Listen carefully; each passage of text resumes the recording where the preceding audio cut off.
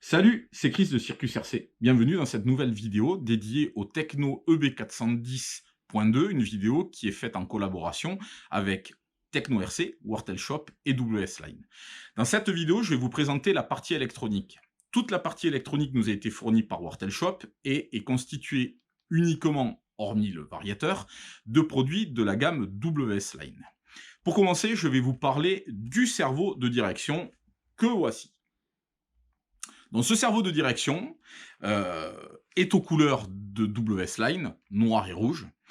C'est un cerveau qui développe une puissance assez importante de 34 kg et d'une vitesse de 0,08 secondes, ce qui en fait un cerveau rapide, puissant et par conséquent très polyvalent. Il est bien sûr monté là sur un 4 roues motrices à l'échelle 1/10, mais vous pouvez très bien le monter sur une voiture 1/8, que ce soit nitro ou brushless, sans aucun problème.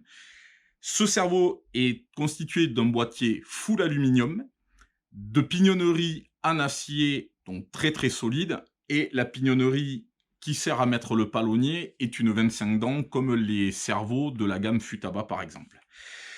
Ce qu'il faut savoir sur ce cerveau, c'est qu'il existe deux autres versions. Une version avec un fil d'une longueur de 10 cm qui est plutôt adapté pour les voitures électriques, voire thermiques si vous le mettez à la direction. D'un cerveau avec un fil d'une longueur de 20 cm pour essentiellement les voitures thermiques, puisque là, ça serait un tout petit peu trop long. Et ensuite, vous avez la possibilité d'avoir ce cerveau dans deux versions, une version full aluminium et une version avec la partie du boîtier central qui est en aluminium et le reste en plastique. La partie centrale étant bien sûr munie d'ailettes de refroidissement de couleur rouge sur ce cerveau, qui sont vraiment d'une grande aide pour pouvoir avoir un cerveau qui a une température de fonctionnement qui est basse pour éviter que la puissance baisse au fur et à mesure que vous utilisez le cerveau. Il faut savoir pour terminer que le cerveau qui est bien sûr avec la partie en aluminium et la partie plastique est bien sûr un tout petit peu moins cher que le full aluminium. Voilà pour ce qui concerne le cerveau 3408. On va maintenant passer au récepteur. Le récepteur, le SL4, est également un récepteur WS Line. Le voici. Ce récepteur, en fait, est une copie conforme de tous les récepteurs que vous pouvez trouver chez Sanwa, avec leur forme spécifique de L, la partie L étant celle qui est destinée à recevoir le fil de l'antenne qui est intégré à l'intérieur du récepteur. C'est donc un récepteur très compact, 4 voies, et qui possède toutes les technologies que vous pouvez demander sur un récepteur d'origine Sanwa.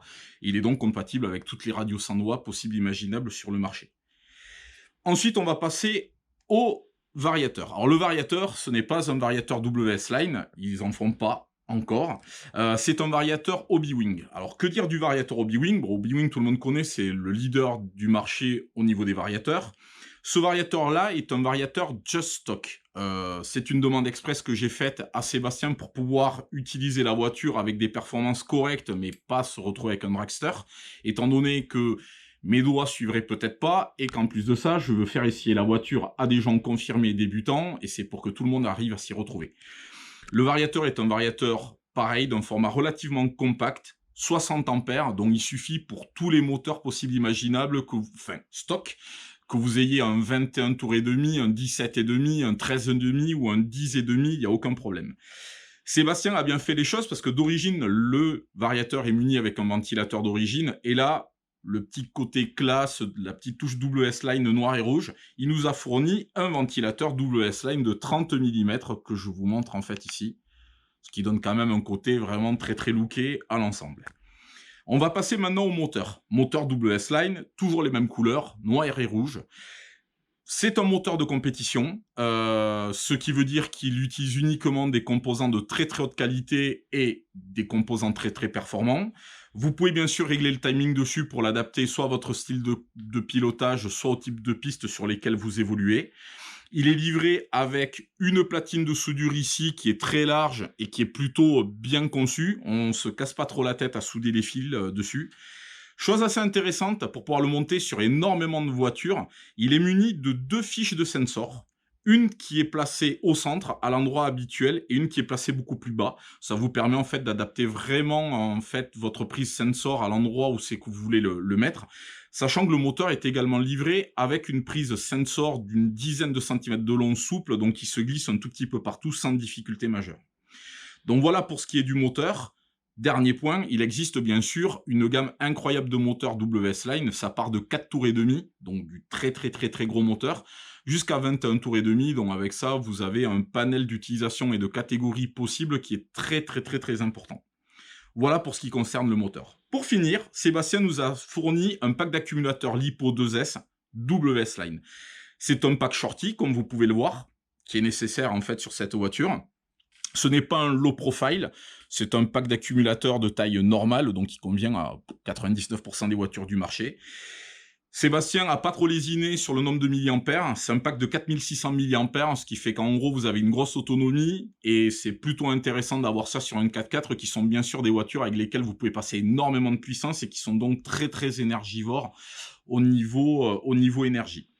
Voilà ce qu'on peut dire à ce point-là en fait du montage.